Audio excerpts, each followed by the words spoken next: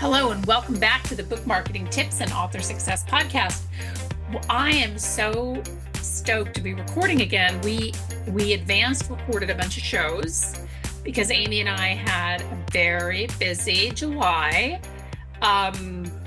She was off traveling, and I had family in town, so we were traveling. And it's great to be back and recording, right? I know it's kind of nice to, I do like taking a break because I feel like when we come back, we've got all these ideas, that pop into our heads because we haven't been in it Yeah. 24/7. So yeah, I feel like it's a good refresher for the brain to refocus on different things that we want to talk about, different things that we've had authors bring up with us when they write us or when you chat with them. It's a good surge in creativity for sure. Yeah, it is. And like you said, we have authors that, as they contact us and ideas come up or things that they're struggling with.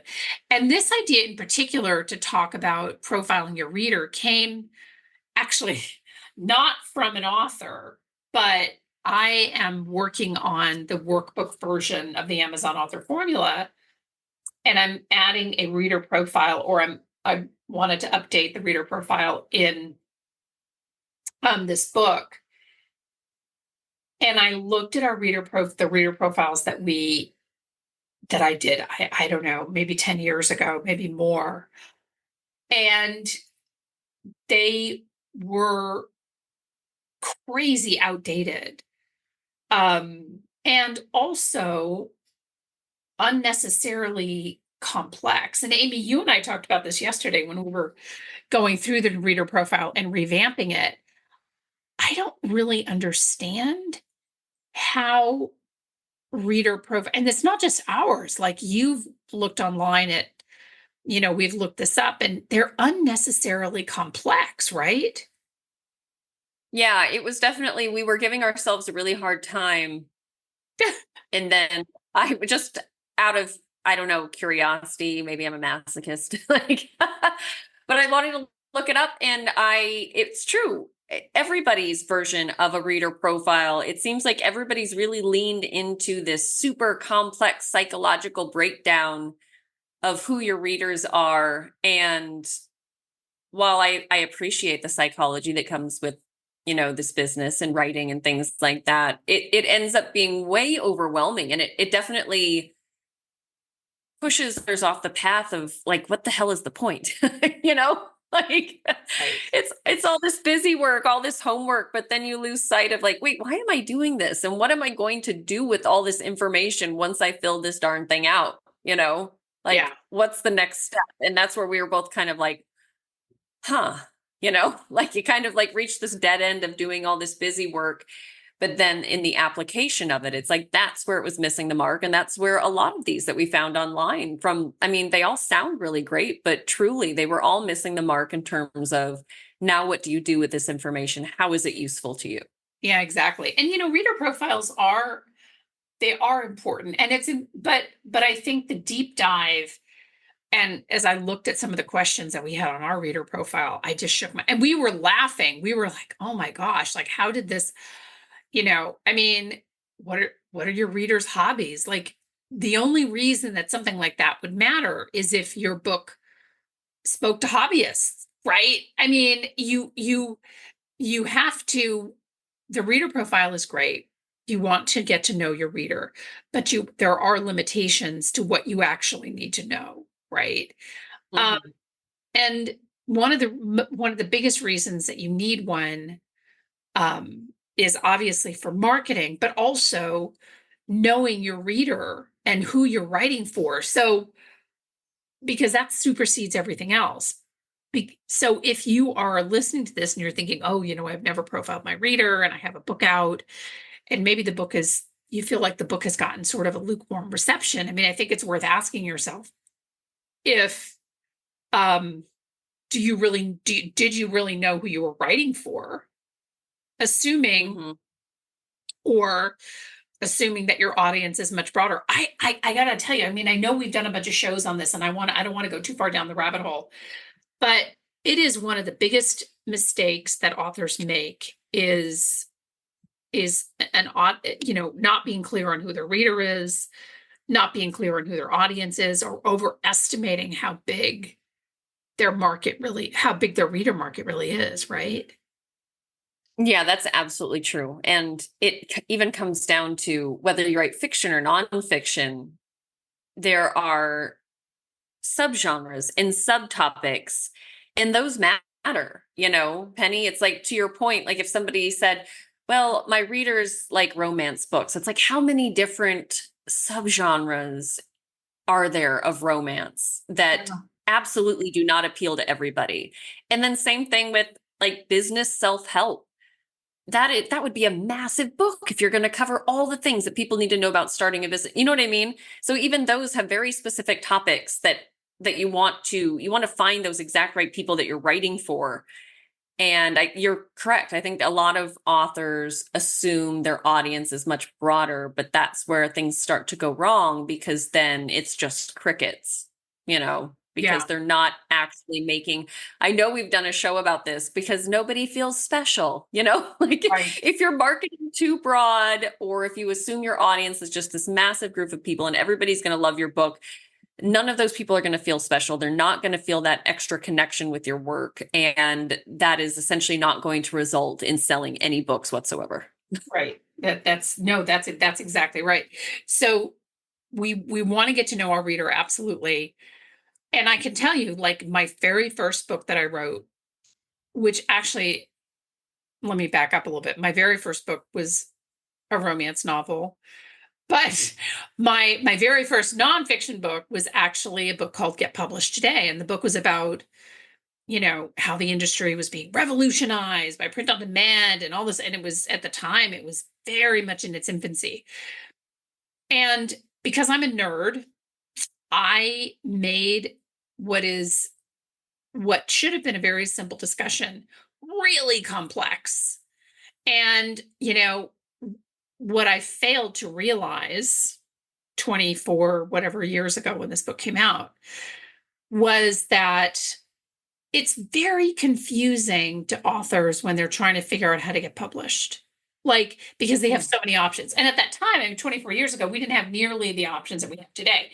And it was still confusing. So I learned a hard lesson with that book, is that you really have to get to know your reader. When I re-released it, I really simplified the book and I made it much less, because if you've noticed, if you've listened to this podcast for any amount of time, of the two of us here that are doing the show, I'm always the one that tends to like want to go off on little tangents and little side trails and rabbit holes and all this. And so my books tend to kind of mirror that, and I have to really be careful. But the reader also doesn't appreciate that, because when you take them down a rabbit hole, they expect something to be not that you have to backtrack and come back to the book or the story or whatever, right?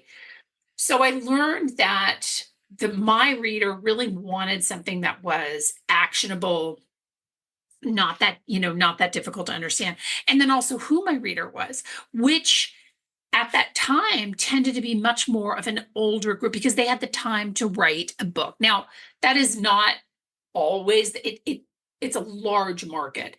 That is not always the case now, but at that time it was mostly, and imagine this retiree picking up this book, which is stupidly complex. Not that they can't understand that, because unfortunately I am not in that group, but I will be there before Amy will be there.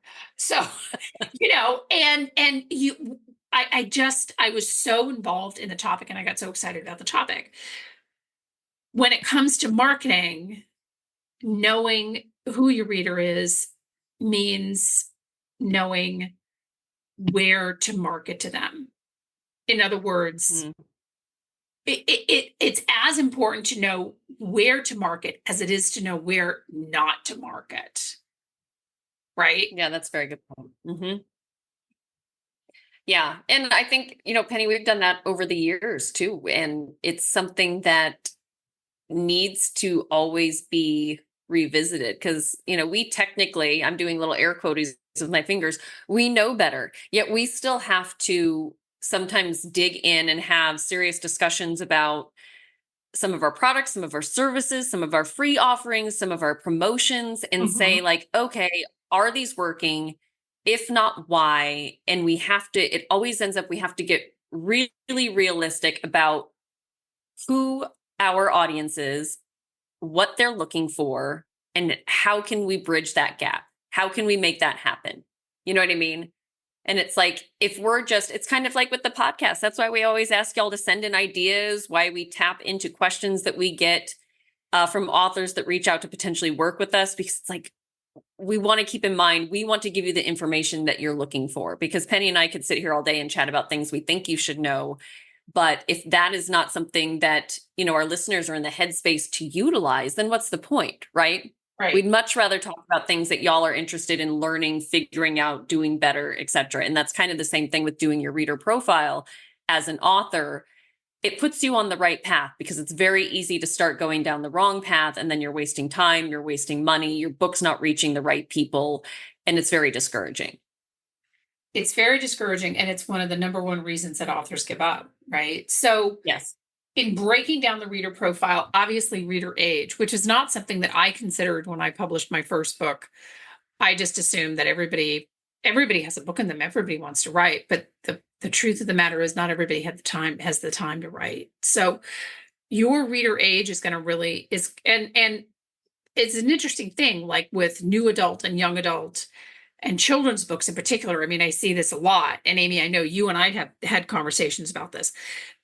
A lot of times authors misalign the book with the wrong age group, right? Oh, yes, it drives me nuts. I know. I hit on a particularly hot button. I know. And it's driven me more crazy as I've got, as my small people in my life get more opinionated. It becomes even more obvious when I go to book fairs and things like that, or they bring home a book, or they say, oh my gosh, I have to get this book. My friend's reading it. She loves it. And they tell me about it. And I look into it and I find it so fascinating, because there really is a method to the madness. And there's a reason certain authors really catch the attention of their target market and how others miss the mark.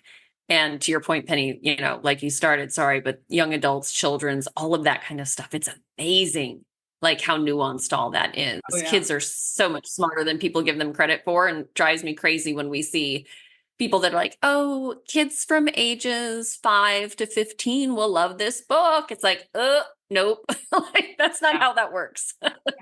Yeah, and that's right. And that's where authors a lot of times overestimate their reading market, right?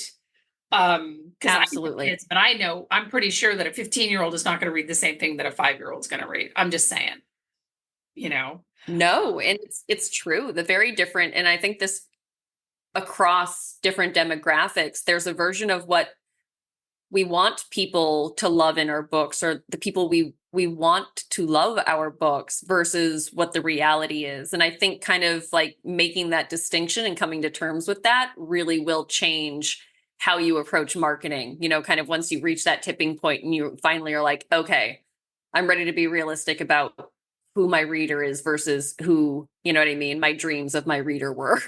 Right. Exactly. The second one, and the obviously the reader gender, right? So who, is the book, did you write romance novels are typically read by women, right? So self-help is, even though when we've talked about this before in terms of genres, but self-help tends to be largely also female driven. So be really clear on who your gender is, because that will not just impact, it doesn't just impact your marketing, but it also impacts your cover, right? What other books do they read? And Amy brought up something as we were brainstorming the reader profile discussion this morning. So what other books do they read, right? So what other books does your reader read? And what popular authors are they likely following? So you made that distinction, Amy, which I thought was really smart. Yeah, it's amazing. We ask a lot of our clients this, and I'm always still surprised. I feel like for the most part, we get extremes. There's not a lot of in the middle of the road responses to this, which I find very interesting. I can't give you an explanation for it, but again, it's still interesting. So we get some of our clients that have, you can tell they're like They give us a list. It's very specific. When I look up these authors, I'm like, okay, yes, you can tell. That's when I feel very confident, at least, that client of ours is a real fan of their genre, that they very much likely read a lot in their genre. They've been a fan for a while. You know what I mean? That's a simple one for them. And then the other extreme, which is more common, a lot of clients say, I'm really not sure what other authors or I love the little question mark, like Right. that's, that's my favorite response, like question mark.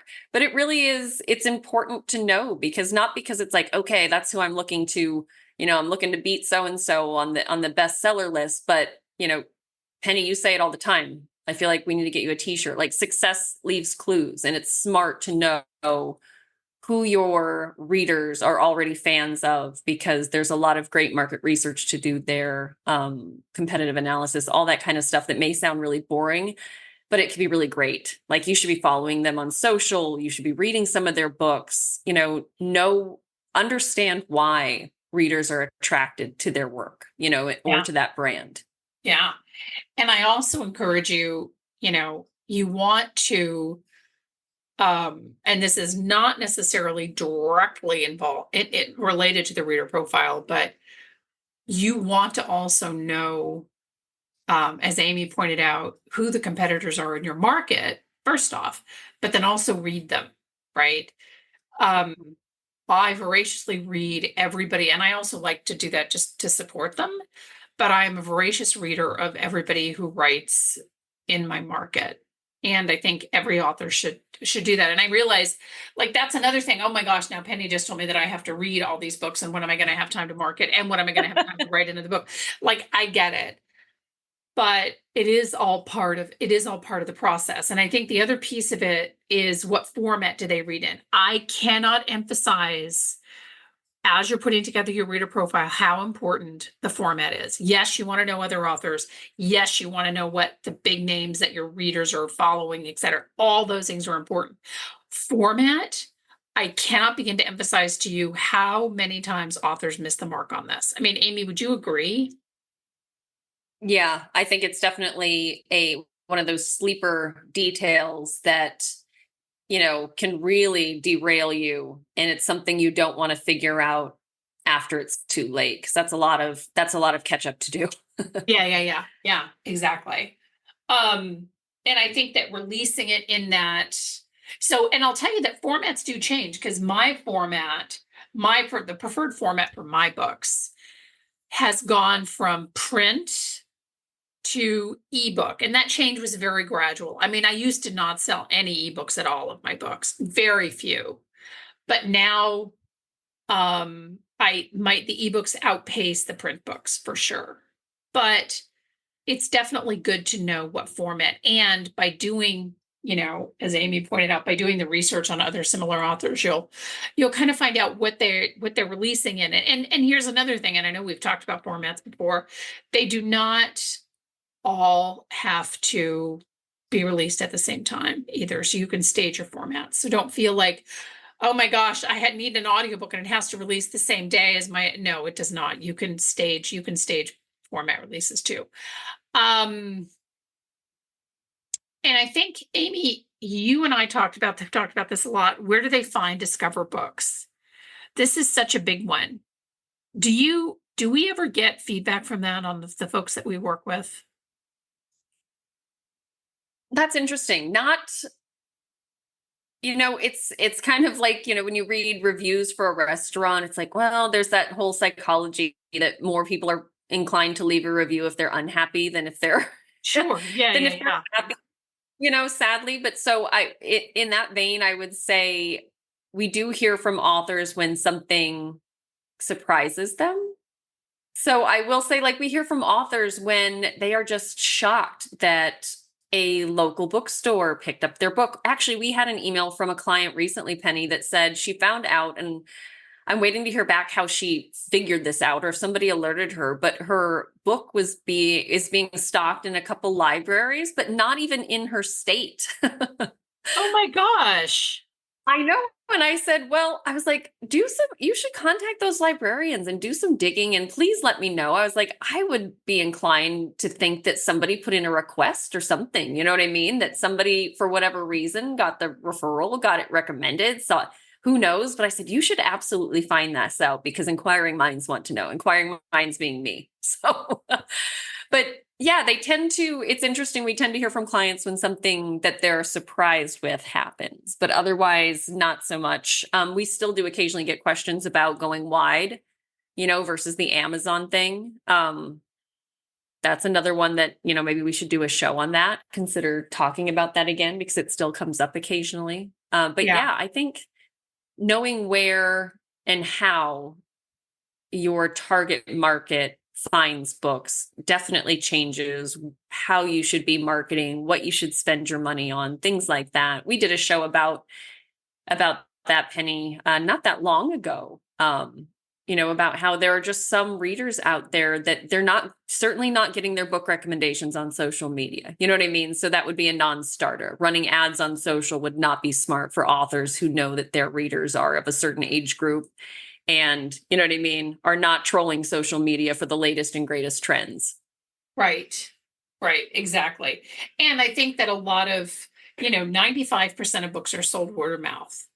So I Mm-hmm. think that has to also be factored into where they're finding and discovering books. I mean, for some of us, I mean, like I listen to a lot of audiobooks and I tend to discover books on Audible. I usually, because I'm not part of the book group, right? But you may end up getting, I mean, who knows how those books wound up in libraries. Clearly, somebody requested it. So the library market for this particular author is something that's most definitely overlooked. And I think a Mm-hmm. lot of authors do tend to overlook the library market because it feels like, well, they're just going to buy a couple of books. I'm not going to sell. But there's there's an old study, and I don't know if it's ever been updated. And I want to say that the American Library Association did this. For every one book that's in a library, you sell seven. So, I have a neighbor that I run into a lot. And now, so here's an example of how she discovers books. I run into her, she's walking her dog, and she'll always ask me, what's the latest book recommendation? And I tell her, I'm like, oh my gosh. And literally, not to like prop myself up, but I've never like she loves all the books that I recommend, or at least that's what she says to me. So who knows? But she turns and she in turn will go to her library and she gets them, right? So if she had a book that she really, really, really wanted and it was not in her library, guess what she's going to do? She's probably going to go on Amazon and get it. I have to get this book. I have to read this book. I keep hearing people talking about it. So I think that, the library was a great example of that. And depending on the book, some people may discover books at trade shows or at craft fairs if you have a crafty type book, right? So that's why that question feels a little bit nebulous, like, well, I don't know where people are finding my book. But if you spend a little bit of time with it, as we just did, you'll kind of see you know, what we're talking about. Book club. So is your book club worthy? And do you think that your reader is in a book club? So that's a two-pronged kind of question, right, Amy? I mean, Mm-hmm. first off, the book clubs are fun, great, target them, but you can also include a list of book club questions in the back of your books. You can also pepper your book with those opportunities too, right? Mm-hmm.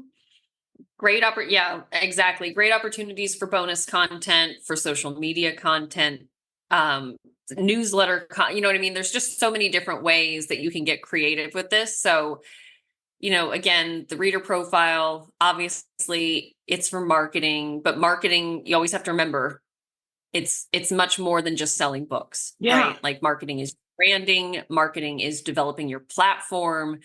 I mean, a lot of different things have to go right to really start picking up momentum and maintaining a decent pace in this industry.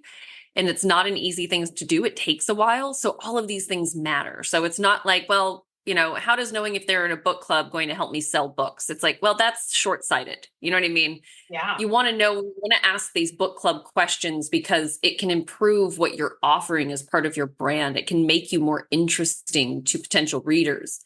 You know what I mean? That's what they're looking for. Like right now, that next level experience is realistically what's going to set you apart from the books you're competing with. So how can you provide that next level experience with your brand in a way that is fun and exciting and different? Yeah, exactly. And I think something that you and I talk about too, which is one of the final questions on this, excuse me, is the preferred social media platforms, right? Where is your reader really spending time on social media? And I think that comes up. I mean, you do a lot, all of our social media coaching, and you do social media for any of our authors that want social media. Do you see this a lot too, where they're not sure where their reader really is?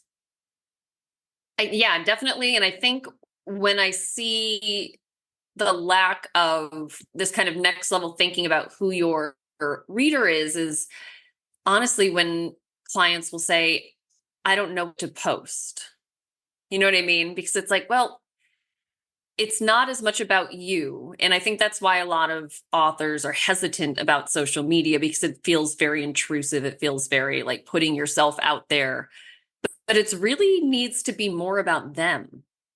You know what I mean? Like you sprinkle in bits of you, but really everything that you're doing should be driven by what are they interested in? How can I connect with them? What would make them laugh? Or what would give them a great tip that they can use this week to improve something in their life that you've spoken about? You know what I mean? Where your expertise lies. Those are the kind of things. And I think understanding your reader, what social media platforms they're using, what kind of content they're consuming, it makes such a big difference in understanding who they are and then giving them again, you know, making those connections, connecting those dots between your brand, what you have to offer and what they're interested in, what they like.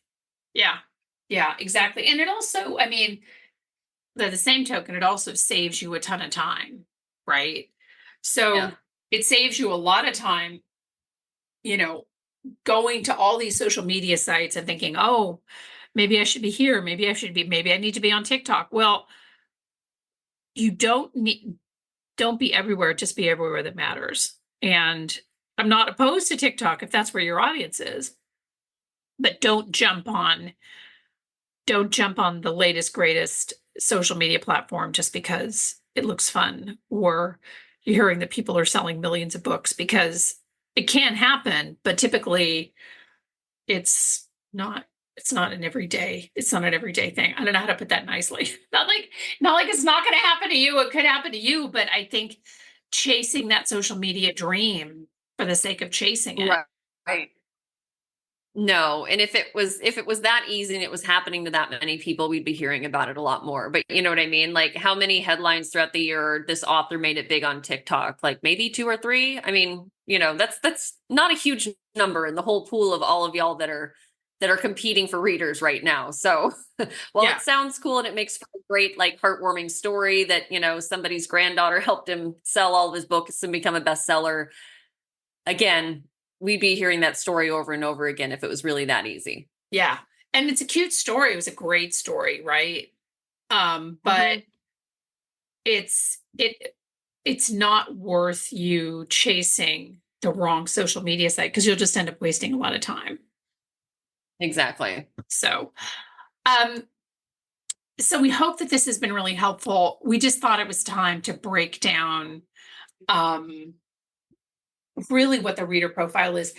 It's not a lot of questions. We're not doing a deep dive. You don't have to know what they eat for lunch or anything crazy like that. But I think that it is worth spending the time on these few questions, figuring out. And if you're halfway down the road on marketing your book, maybe it's a good opportunity to kind of sit back and review some of these questions and see maybe where you went wrong or where you could do better. Thank you so Yeah, much for tuning absolutely. in. Oh, sorry, go ahead. No, no, I was just agreeing with you. I think that's very smart. Like there's no reason not to review all of these on a regular basis, because now I'm going to say something that sounds old, but times change, you know? I know it. Yeah.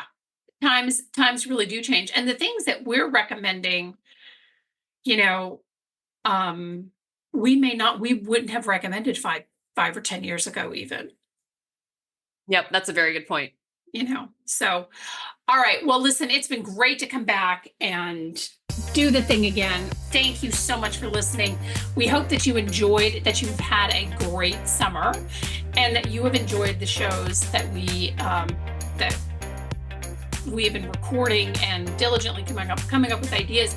And as we mentioned, we get ideas from listeners all the time, but we really love them. So wherever you come across something, you're like, oh, I wonder if they'd cover it on the show, never hesitate to email us with your idea. And we love reviews. So wherever you listen to podcasts, please do leave us a review. We look forward to hearing from you. Thank you so much for tuning in. Bye-bye.